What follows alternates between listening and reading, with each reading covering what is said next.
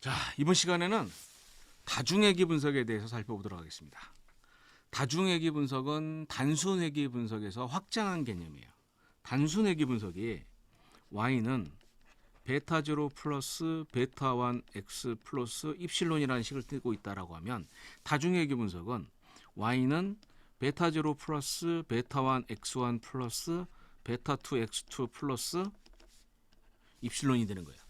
변수가 2개 이상인 경우, 독립변수가 2개 이상인 경우를 다중회귀 분석이다라고 얘기합니다. 그러면 이제 단순회귀 분석과 다중회귀 분석의 기하학적인 관점을 좀 살펴보도록 하면, 단순회귀 분석은 독립변수가 하나 있고 종속변수가 있을 때 독립변수와 종속변수의 관계가 어떻게 되냐, 이런 평면상에 데이터들이 있을 거고,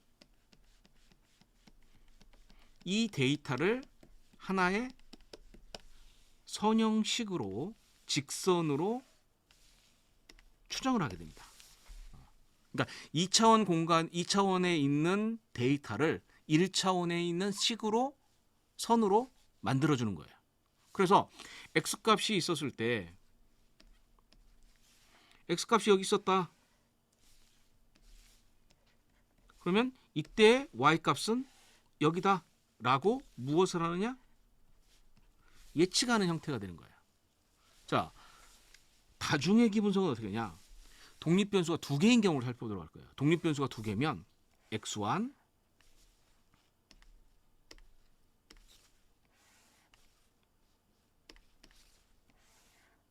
x2, y, x1, x2, y가 돼요. 그럼 뭐가 되느냐? 3차원 입체 공간이 되겠죠.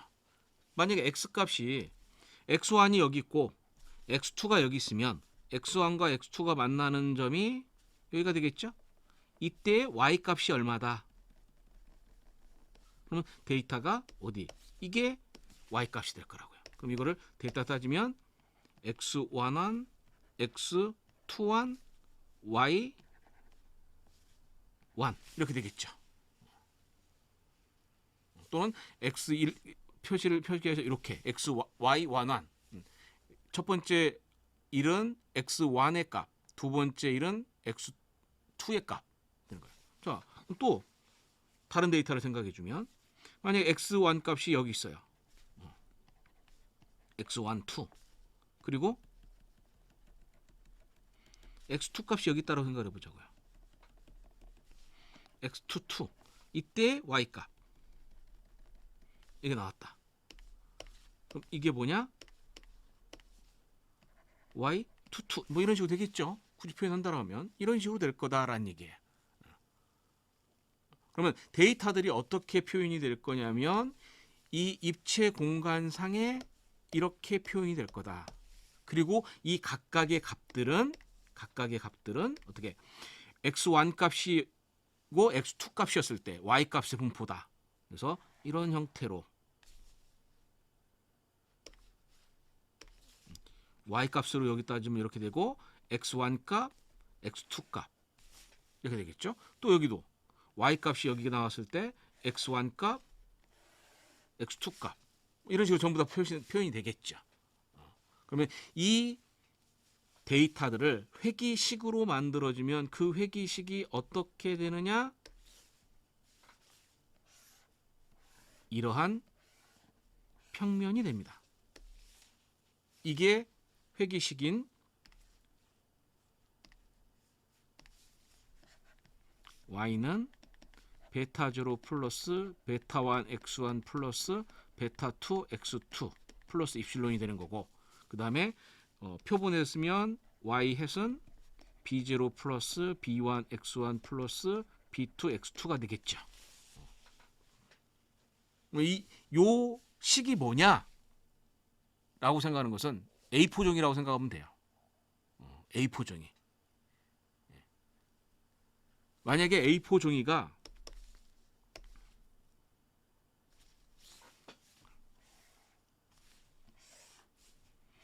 이 상황에서 A4 종이가 어떻게 생겼냐를 고민할 거란 얘기야. A4 종이가 만약에 이렇게 생겼다. 이렇게 생겼다 라고 생각을 해주면 요 종이는 x1하고는 어떻게 되냐? x1 이렇게 갈 때 y값도 이렇게 가는 거예요. 그럼 뭐예요? x가 아무리 변해도 변화가 없는 거죠. 왜? x2가 이렇게 변할 때는 y는 이렇게 변하는 거. 즉 x2가 커지면 y는 커지는 형태가 되겠죠. 만약에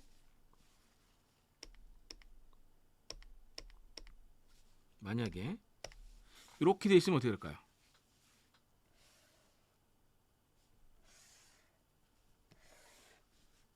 이렇게 돼 있으면 x1이 커질 때 y는 변화가 없고 x2가 커질 때 y 값도 변화가 없는 즉 x1하고 x2는 y에 영향을 안 주는 형태가 되는 거예요. 요거는 이제 그림으로 그리기가 좀 불편한데 그림으로 좀 보기가 불편한데 정확하게 하려면은 이제 그 실제로 생각하면 어떻게 생각하냐면 이렇게 생각하세요. A4 종이 한 장을 들고 책상 위에서 그냥 그대로 올렸다고 생각해 보세요. 그대로 올렸다고 생각해요. 그러면 어떻게 돼요? 책상 면하고는 평행하죠. 그리고 책상 다리하고도 평행하지. 그러면 이 얘기는 어떻게 되냐면 x1이 커질 때 y 변화가 없고 x2가 커질 때 y 변화가 없는 형태가 되는 거예요. 자, 두 번째는 어떻게 하냐면 이 책상 면에서 그대로 올린 상태에서 오른손하고 왼손으로 내가 종이를 들고 있다고 생각을 하세요. 종이를 들고 있는데 A4 종이라고 하면은 좀 부드러우니까 생각하지 말고 책받침이라고 생각합시다. 책받침을 딱 들고 있어요. 그러면 오른손에 들어있는 책받침의 높이하고 왼손에 들어있는 책받침의 높이가 똑같은 상태인 건데 이번에 어떻게 되냐? 왼손을 조금 올려. 그럼 어떻게 할까요? 책상 면에 비해서 조금 기울기가 생기겠죠. 그럼 무슨 얘기냐? x1이 커지면 y가 커지는 형태가 되는 거예요. 그런데 옆에 쪽을 보면 x2하고는 어떻게 돼요? 변화가 없지. 자, 이번에 어떻게 하냐? 왼손이 위에 있고 오른손이 밑에 있는 상태에서 손을 위로 조금 내 몸 쪽으로 기울여져요. 그러면 책상 다리하고도 평행하지 않죠. 이런 모양을 생각해 주면 된다는 얘기예요. 자, 여기서 이제 또 다른 걸 생각을 해볼 거예요. 어떤 걸 생각하냐면 우리가 조금 전에 x1 값하고 x2 값이 있어요. 그러면 여기에 데이터가 이렇게 있었을 때 여기에 y 값들이 있을 거 아니에요. 그럼 y 값이 있는데 이 y가 여기에 있을 수도 있고 또 다른 y는 마이너스로 쭉 가면 여기에 있을 수도 있고 또 다른 y는 여기 있을 수도 있죠. 즉 우리 예측 이 x1하고 x2가 동일한 값이라 하더라도 y 값은 뭐가 돼? 변화가 생기죠. 변동이 생긴다고. 예측 값에서 뭐가 생기냐? 그리고 오차가 생길 수 있다라는 거예요. 자, 이제 독립 변수가 두 개가 아니라 세 개인 경우 살펴보자. y는 베타0 플러스 베타1 x1 플러스 베타2 x2 플러스 베타3 x3 플러스 입실론이라고 하자고요. 그러면 그림으로 표시해주면 x1, x2, x3 y는 어떻게 돼요? 그럼 y는 이렇게 나오겠네. 그럼 뭐가 돼요? 4차원 공간이 돼요. 독립 변수가 3개 이상부터는 우리가 눈으로 그릴 수가 없어요. 그렇지만 회기식은 그릴 수가 있어요. 왜 그러냐면 독립 변수가 하나였을 때 회기식은 뭐였어요? 1차원의 식이었어. 독립 변수가 2개였을 때 회기식은 2차원 평면이었어요. 독립 변수가 3개면 회기식은 3차원 정육면체가 돼요. 뭐라고 어떻게 생각하시면 되냐면 두꺼운 책이라고 생각하면 돼요. 두꺼운 책이라고 생각을 해주면 회기식이 이제 어떻게 되느냐?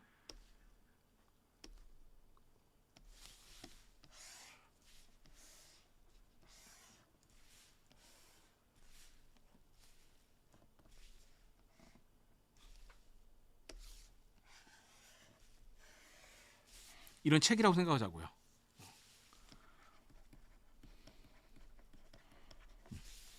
책을 좀 잘 못 그렸다. 그러면 따져보면 이게 뭐예요?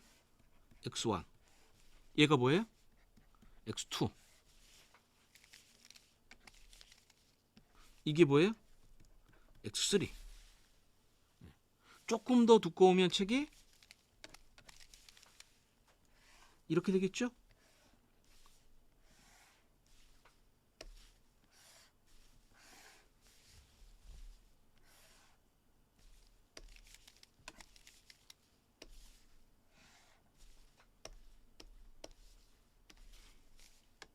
여기가 x3가 된다고. 그러면 그 안에 있는 값, 예를 들어서 x1이 여기고 x2가 여기고 x3가 여기면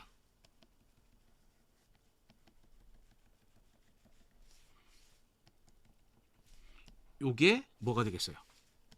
y1이 되는 거죠. 즉 독립변수가 3개였을 때 회기식은 책이라고 생각하시면 되고 x1, x2, x3 값이 정해졌을 때 y값은 이 3개가 만나는 지점, 책 안에 어떤 공간 속에 있는 값이 되겠죠. 이게 다중회귀 분석의 독립변수가 3개였을 때 회기식이 되는 거예요. 독립변수가 4개면 이제 회기식도 눈으로 그릴 수가 없어요. 눈으로 그릴 수가 없어요. 자, 그럼 여기에서 이 회귀 분석에서 다시 생각을 해주면 무엇을 생각해 줄 수 있냐면 우리가 원웨이 아노바 단순 회귀 분석에서 분산 분석 표가 있었죠. 아노바 테이블로 단순 회귀 분석을 구했어요. 마찬가지로 그럼 다중 회귀 분석에서도 어떻게 하냐? 아노바 테이블이 구해지는데 이게 어떻게 되느냐? 자, 자세히 봐요. 단순 회귀 분석에서 아노바 테이블 했어요. 그리고 이게 SSR이 yi hen 마이너스 y 바가 되는 거고 SSR이 SSE는 yi에서 yi 햇이 되는 거고 즉 다시 생각해 주면 이런 회기식이 나왔을 때 데이터들이 이렇게 있었다. 여기 하나만 생각을 하자고요. 그럼 여기였을 때의 요 점을 생각해 주면 요 점은 전체 y의 평균이 있을 거라고. 그리고 요 데이터에 뭐가 있어요? 예측값이 있겠죠. 이게 y1 hat, 이게 x1이었을 때 그럼 요 데이터는 요 예측값하고 뭐 평균하고 차이가 될 거고 SSE는 데이터하고 평균하고 차이가 될 거고 SST는 요 두 개의 더한 것이 될 거란 얘기예요. 근데 독립변수가 2개면 어떻게 될 거냐? 2개여도 어차피 똑같죠. 왜? yi라고 하는 값은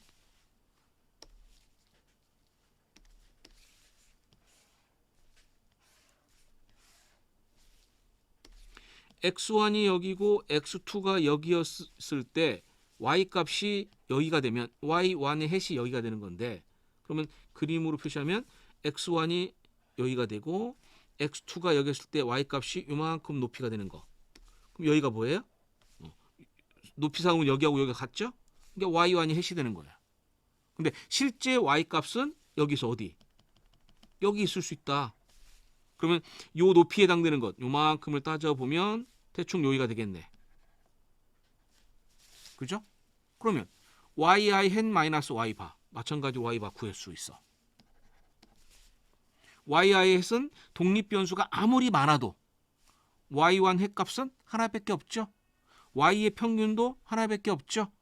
그러면 SSR은 yi hen 마이너스 y 바가 되는 거고 SSE는 yi에서 예측값하고의 차이가 되는 거고 요거는 데이터에서 전체 평균 차이고 그러니까 요 식은 독립변수가 2개든 3개든 변화가 없죠.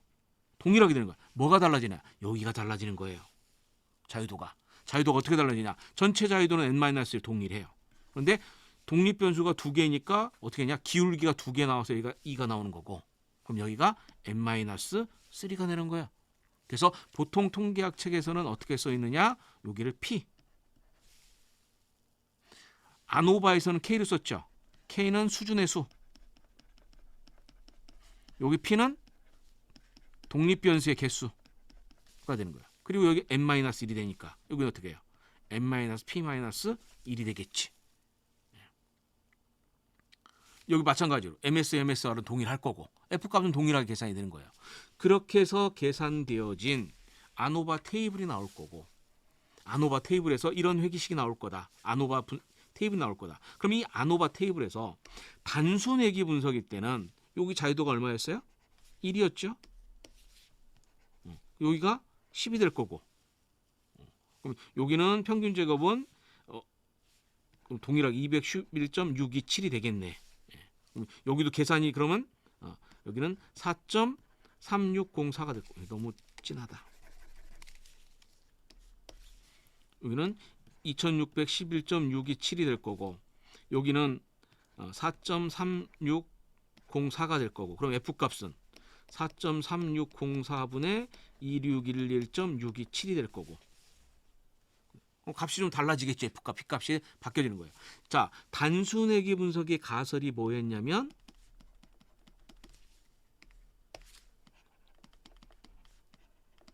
이거였죠. 다중회기 분석의 가설은 어떻게 되냐? 독립 변수가 두 개일 때는 베타 1하고 베타 2가 모두 0이다. 모두 0이다. H1은 어떻게 돼요? 적어도 하나는 0이 아니다. 즉 아노바 테이블, 회기 분석의 아노바 테이블의 P값이 의미하는 것은 뭐냐? 독립 변수 중에 즉 회기 개수 중에 0이 아닌 것이 적어도 하나는 있다. 그 얘기는 거꾸로 얘기하면 무슨 얘기예요? 독립 변수들 중에 영향을 주는 변수가 최소 한 개는 있다라고 하는 것을 의미하는 거예요. 자, 그럼 여기에서 요것만 보면 뭐예요? 아, 독립 변수가 3개구나. 그죠? 독립 변수가 3개구나. 그러면 가설이 어떻게 될 거예요?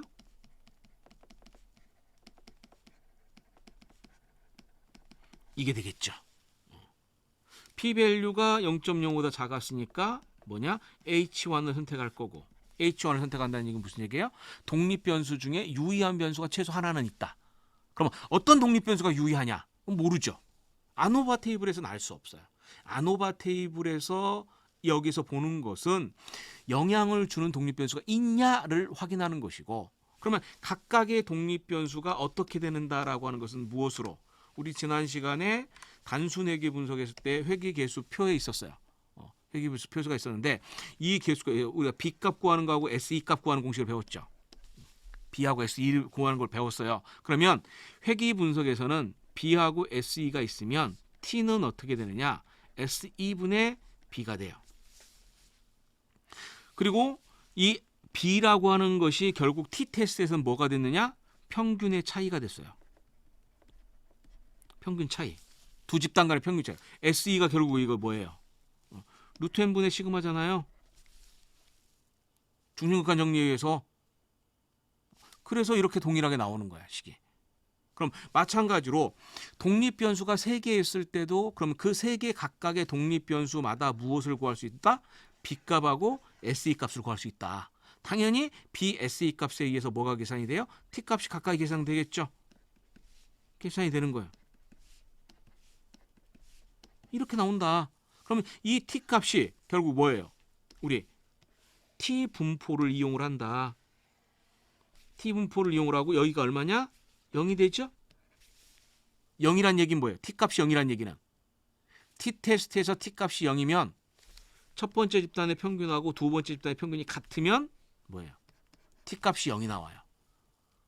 그러면 요 뮤1 마이너스 뮤2가 0이다가 T 테스트의 가설이었어요. 회기 분석에서는 뭐가 되느냐? 뮤1 마이너스 뮤2가 결국 이게 뭐냐? 이게 베타1이라고. 왜? 회기식에서 독립 변수의 값이 0하고 1이었을 때 회기식을 딱 그려주면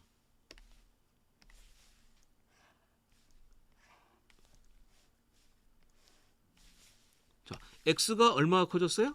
1 커졌죠. y가 얼마 커졌어? 요만큼 커졌죠. 그럼 이게 뭐예요? 이게 베타라고요. 회기 분석에서는 베타1. 그리고 t 테스트에서는 두 집단의 평균의 차이라고. 만약에 여기가 4고 여기가 5이면 1만큼 차이 나죠. 그러면 두 집단의 평균은 1만큼 차이가 나. 그것이 여기하고 동일해지는 거예요. 그래서 왜 회귀 분석에서 T분포표를 쓰느냐라고 하는 걸 생각해 주면 결국 요 값은 뭐냐? 요 값은 평균의 차이다. 즉 x1이 값이 x1 값이 3에서 4로 1 커졌을 때 y 값이 얼마만큼 나느냐라고 하는 것은 뭐냐? x1이 3이었을 때, 즉 데이터들이 있었을 때 x1이 3이고 x2가 4였을 때 3인 사람들의 데이터들이 있을 거고 4인 사람들의 데이터들이 있었을 거다. 이랬을 때 뭐다? 요것들의 평균, 얘네들의 평균. 결국 x가 1 커질 때 y가 요만큼 커졌죠. 그 이만큼의 차이가 뭐예요? 평균의 차이가 되죠. 그게 뭐다? 1.703이다. 라는 거예요. 그래서 이 기울기가 평균의 차이가 표준 오차로 더해질 때 나눠졌을 때 이런 값이 나온다. 따라서 요 평균의 차이는 두 집단 간 x1이 3이고 4일 때 그 두 집단 간의 평균의 차이다라고 얘기할 수 있는 거야. 그런데 회귀 분석에서는 독립변수 값이 연속형 변수니까 3, 4만 나오는 것이 아니라 2일 수도 있고 5일 수도 있고 3.5일 수도 있다고요. 그래서 얘네들을 뭐냐? 평균들을 뭘로 이어진다? 선으로 이어진다. 이게 회귀식이다. 이때 이 회귀 시기에서 베타1이 뭐냐? 이거를 의미한다. 라는 얘기예요. 이것이 통계적으로 의미가 있느냐를 이야기한다. 라는 거예요. 이게 바로 다중회귀 분석에서 그리고 단순회귀 분석에서 B값의 의미, P밸류의 의미가 된다는 얘기예요. 자, 그런데 이제 우리 어떤 문제를 또 하나 고민할 수가 있냐면 독립변수가 하나 있을 때는 상관이 없는데 독립변수가 여러 개가 있어요. 그리고 각각의 독립변수마다 P밸류가 나오겠죠. 그럼 여기 P밸류는 뭐예요? 이 기울기에 대한 가설이 되는 거고 여기 P밸류는 X2에 대한 기울기에 대한 가설이 되는 거고 여기 P밸류는 X3에 대한 가설, 지금은 3이 되겠죠? 이게 되는 거야. 그러면 이 두 개는 P밸류가 0.05보다 작으니까 유의하게 나왔어요. 유의하게 나왔어. 그럼 이제 문제가 생기는 것은 뭐냐면 이 x1과 x2라는 변수 중에서 y에 주는 영향력이 설명력이 같을 거냐, 기여하는 정도가 같을 거냐 라는 거예요. 그렇진 않다. 다르겠죠. 다른데 그러면 둘 중에 누가 더 큰 영향을 준다라고 얘기할 수 있느냐라는 얘기예요. 처음에는 이 값을 보고 B값이 크면 영향이 더 크다라고 생각할 수 있지 않을까 생각을 했는데 그럴 수는 없어요. 왜 그러냐? 요 B값은 결국 뭐의 문제냐? X의 단위의 문제예요. X1이 1 커졌을 때 Y값은 1.703 커졌다는 얘기예요. X2가 1 커졌을 때 Y값은 0.646 커졌다는 얘기예요. 즉 동일하게 X1과 X2가 1만큼 커졌을 때 Y는 각각 1.703이나 0.64로 커지겠죠. 문제는 요 두 개 값이 이 두 개의 정도가 같다라고 할 수 있냐는 얘기예요. X1이 1 커지는 정도와 X2가 1 커지는 정도가 같다라고 얘기할 수 없죠. 그러면 당연히 뭐 또 이것도 단순 비교하는 것에 의미가 없는 거예요. 그래서 나온 것이 하나 있는데 뭐냐? 표준화 계수라는 것이 있어요. 표준화 계수.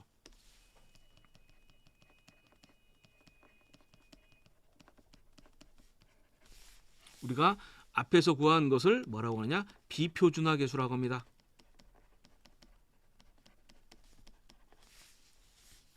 그리고 표준화 계수를 베타라고 하는데 이 표준화 계수는 뭐하냐?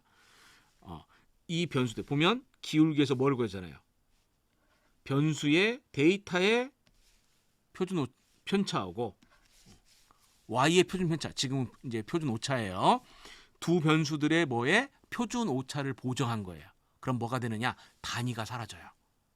단위가 사라져서 그 변수를 비교할 수가 있습니다. 표준화라고 들어가면 무조건 비교할 수가 있어요. 표준화 계수 베타라고 하는 값은 마이너스 1에서 1 사이에 나옵니다. 0이면 무슨 얘기예요? 영향을 안 준다는 얘기예요. 마이너스 1이면 이렇게 나왔다는 얘기고, 이때 결정 계수는 R스퀘어 값이 1이에요. 1이 나오면 이렇게 나왔다는 얘기고, 모든 데이터들이 이 선상에 있어야 돼요. 베타가 마이너스 1이거나 플러스 1이면 데이터들 모두 어디에 있었냐? 이 선상에만 존재해야 되는 거예요. 즉 절대적이죠.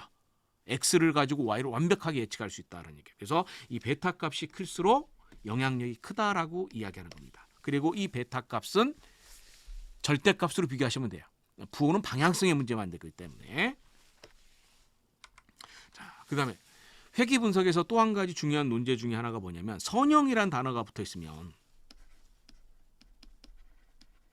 선형이라는 말이 붙어 있으면 우리는 회귀식이 y는 베타0 플러스 베타1 x1 플러스 베타2 x2 플러스 라는 식으로 만들어주는데, 만약에 이 독립변수들 사이에 어떤 관계가 존재한다면, 예를 들어서 x1이 키고 x2가 몸무게예요. 근데 x3가 BMI였어요. 그럼 BMI는 어떻게 계산이 돼요? 이 값은 BMI의 계산 공식은 메타 제곱분의 킬로그램이거든요. 결국 뭐예요? 이 식을 그대로 쓰면 x3는 x2에 나누기 x1의 제곱이 되겠죠? 단위를 메타로 바꿔주면 되겠죠? 결국 요 세 변수 사이에는 무슨 관계가 존재해? 선형 관계가 존재할 때, 여기 C가 나왔다든가 또는 x3 값이 이렇게 나왔다든가, 즉 x1, x2에 의해서 x3가 값이 정해져 있을 때, 그럼 이 세 변수 사이에도 무슨 관계가 존재한다? 선형 관계가 존재한다. 그럼 이 선형 관계가 존재할 때 x1, x2, x3 사이에 선형 관계가 존재한다라고 해서 안 되는 건 아니에요. 선형 관계가 존재하는데 어느 정도는 괜찮아요. 그런데 이 선형 관계가 과도하게 되면 우린 이걸 뭐라고 하느냐? 다중 공선성이다라는 용어로 불러줘요. 다중 공선성이라는 용어를 불러주는데, 이 다중 공선성의 원래 영어 단어는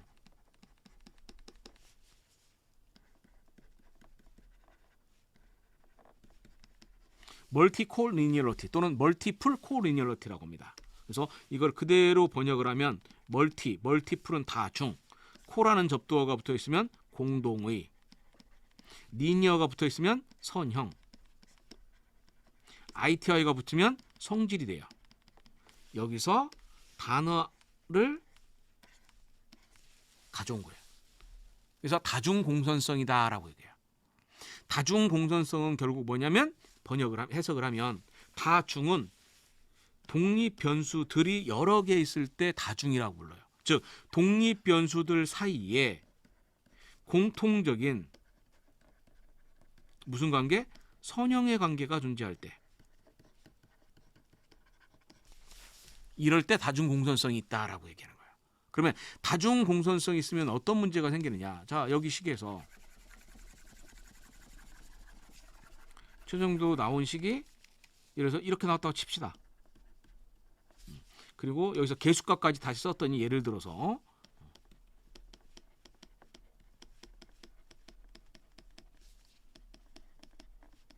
이런 식이 나왔다고 치죠.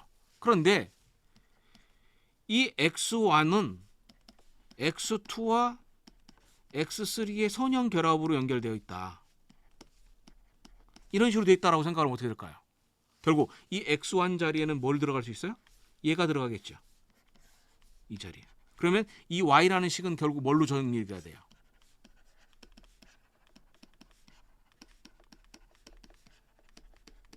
이 형태로 정리가 되겠죠.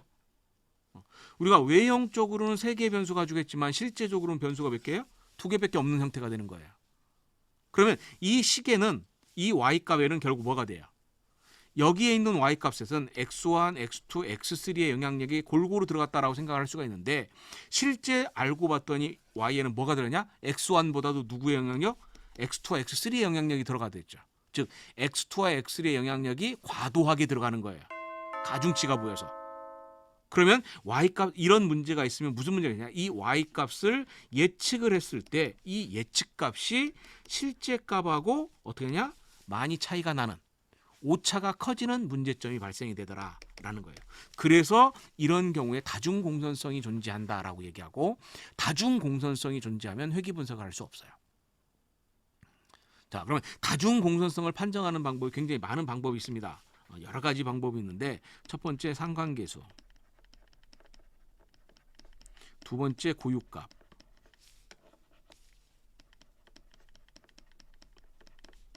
상태지수, 공분산 비율,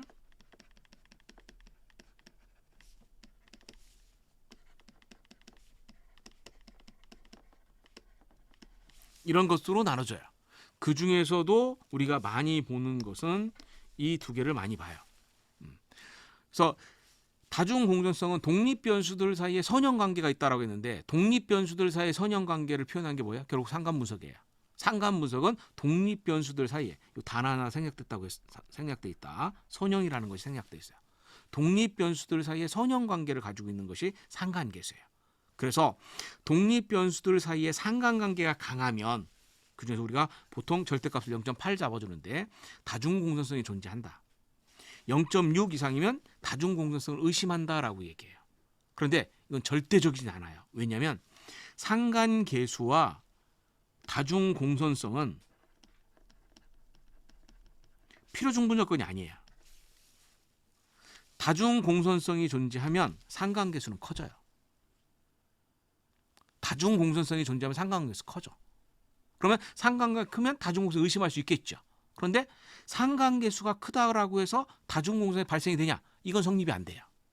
될 수도 있고 안 될 수도 있어요. 그래서 상관계수는 무슨 지표로 쓰느냐? 그냥 다중공선성이 있는지 없는지 확인하는 지표로 설정한다라고 생각하시면 돼요.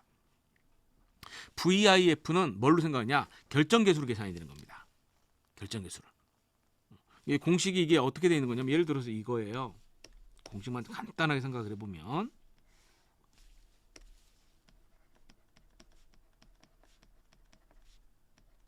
이렇게 있어요. 이렇게 있는데 자, 이 변수의 x1의 VIF는 어떻게 하느냐면 x1을 뺀 거를 가지고 회귀 분석을 해. 결정계수가 나오겠죠. 그래서 1에서 결정계수를 빼고 다시 나눠주는 거야. 각각의 독립변수를 빼놓고 회귀 분석을 돌리는 거예요. 그래서 계산하는 게 VIF 값이 돼요. 그래서 이 VIF 값은 약자로 어떻게 되냐?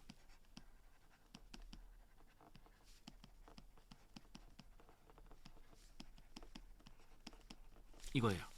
Variance Influence Factor. 번역을 분산, 팽창, 인자 또는 요인이라고 합니다.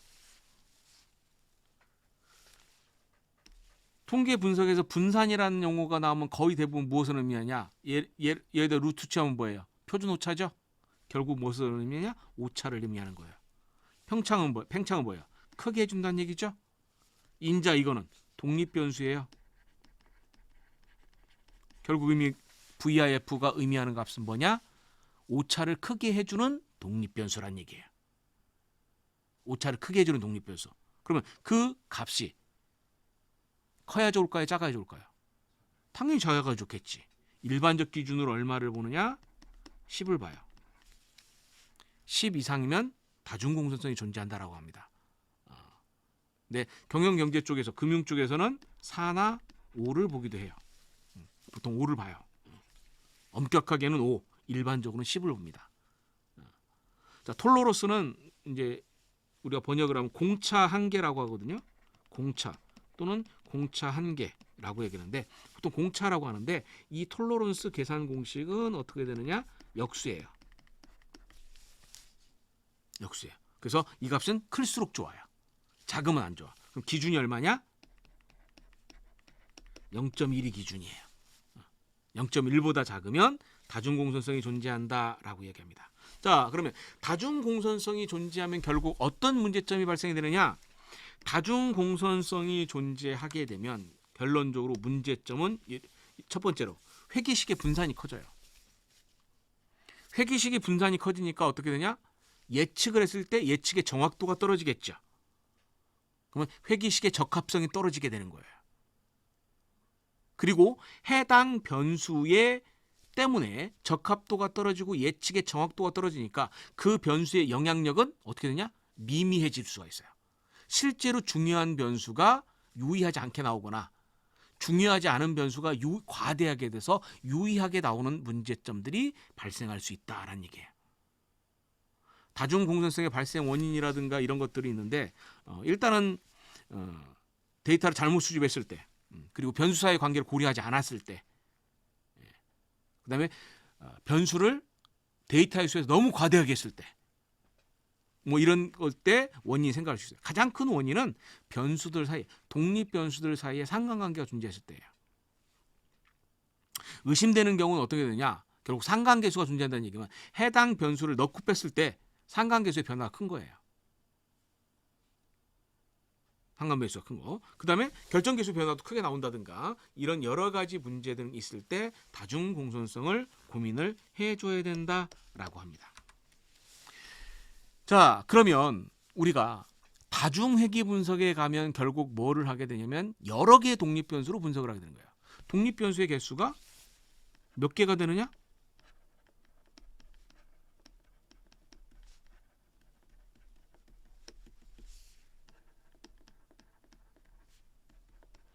이렇게 구할 수 있겠죠.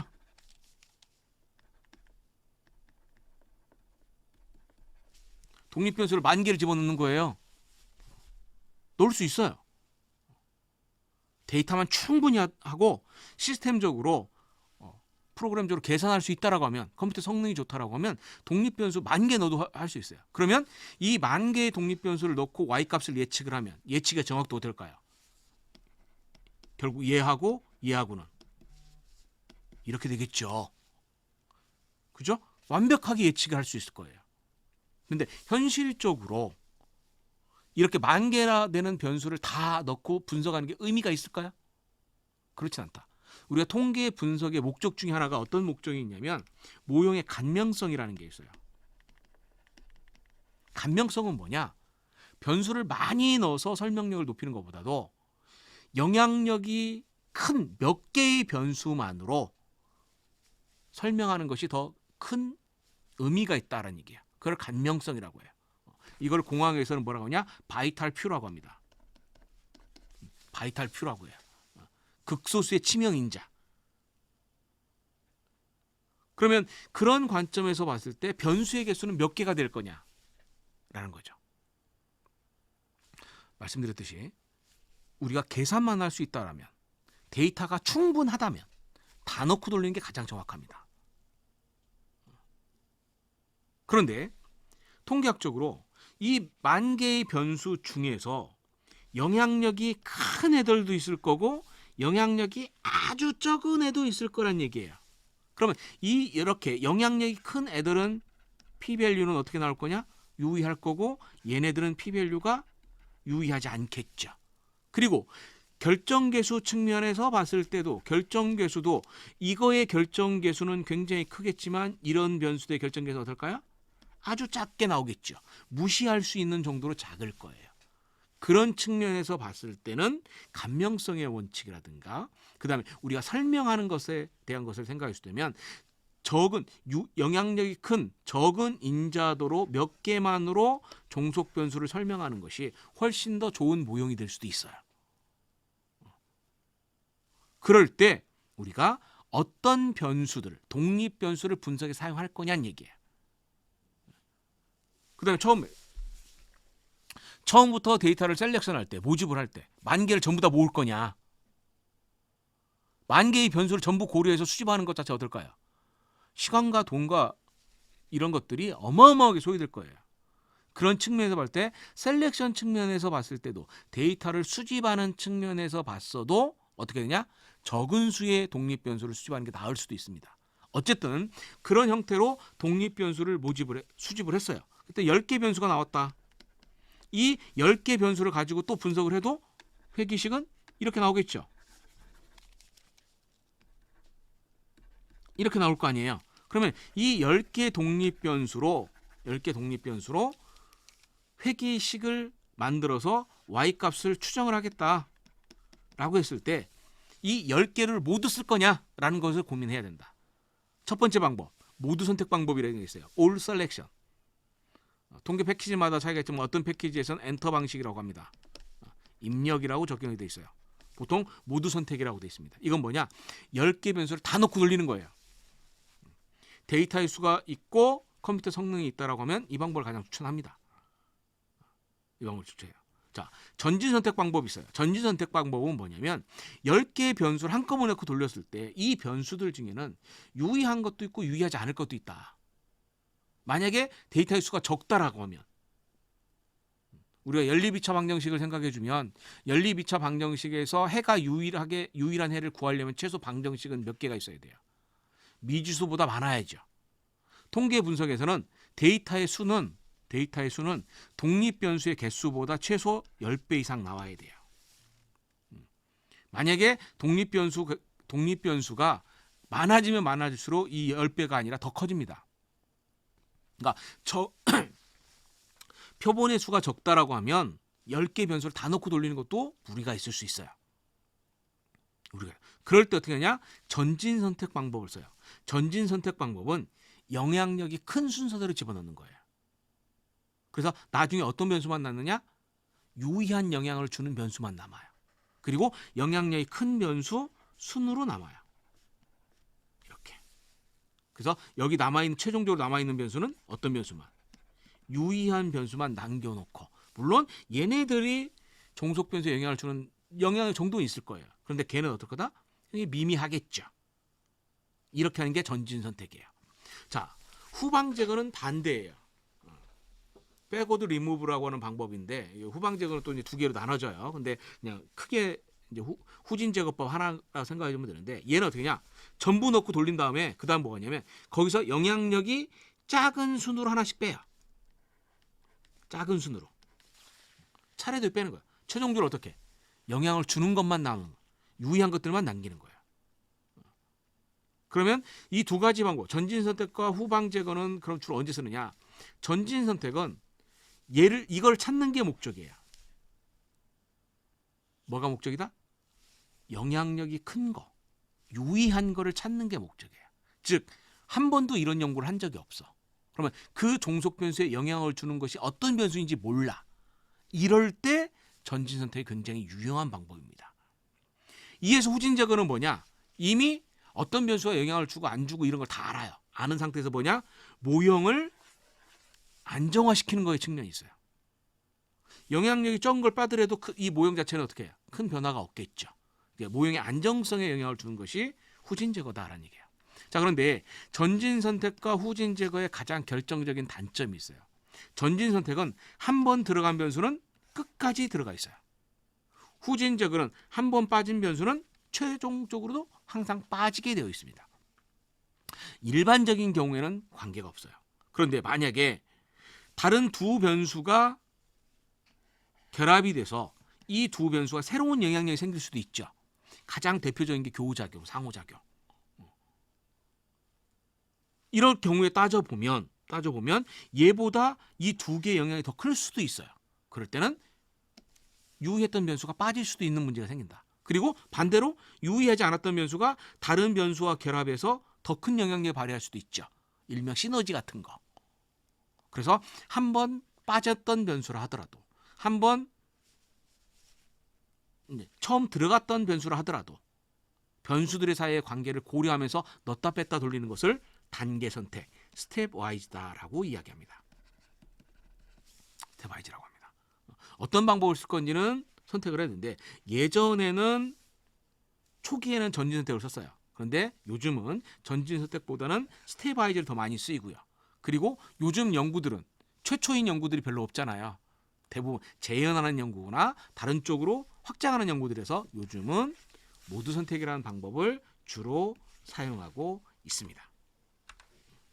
자, 여기까지 하면 다중회귀 분석에 대한 내용 전부 마치도록 하겠습니다.